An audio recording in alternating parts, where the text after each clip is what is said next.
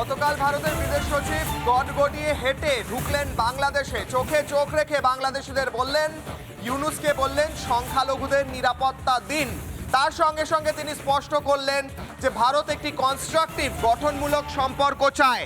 বাংলাদেশকে কড়া হুঁশিয়ারি ভারতের বিদেশ সচিবের। তিনি সরাসরি বাংলাদেশে গেলেন।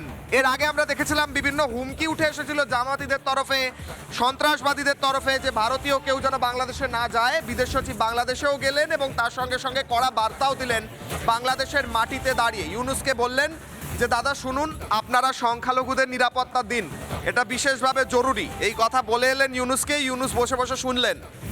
ইউনূসপন্থীরাও সমস্ত বার্তা শুনলেন। ভারত ভদ্র ভাষায় ভারত বলে এসেছে। এরপর ভারত কি করবে সেটাই এখন দেখার, যদি এই কথা না শোনা হয়। কি বলেছেন বিক্রম মিস্ত্রি, শুনবো। We also had the opportunity to discuss certain recent developments and issues, and I conveyed our concerns, including those related to the safety and welfare of minorities.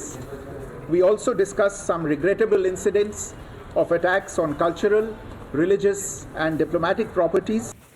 A constructive approach on all these issues by the Bangladesh authorities, and we look forward to moving the relationship forward in a positive, forward-looking, and constructive direction. ভারতের হাত ধরেই স্বাধীনতা পেয়েছিল বাংলাদেশ, আর এবার সেই ভারতের বিরুদ্ধেই জিগির ইউনূসপন্থীদের। গোটা বাংলাদেশে এই মুহূর্তে বিদ্বেষের বিষ ছড়িয়ে গিয়েছে। শুধুমাত্র তাই নয়, ইউনূস আমলে সব থেকে বেশি জঙ্গি মুক্তি ঘটেছে বাংলাদেশে, অথচ কি অদ্ভুতভাবে বন্দী রয়েছেন সাধুরা। কিন্তু এবার আগরতলায় বাংলাদেশি হাইকমিশনে হামলার প্রতিবাদ যেমন হয়েছে, এর পাশাপাশি বিএনপি তারা লং মার্চের ডাক দিয়েছে আগামী 11ই ডিসেম্বর। ঢাকা থেকে আখাউড়া পর্যন্ত লং মার্চের ডাক বিএনপি 3 অঙ্গ এবং সহযোগী সংগঠনের। সকাল 8টা থেকে শুরু হবে এই বিশাল লং মার্চ। শুধুমাত্র তাই নয়, ইতিমধ্যেই চিন্ময় কৃষ্ণ প্রভুর বিরুদ্ধে আরো একটি মিথ্যে মামলা ইউনূসের।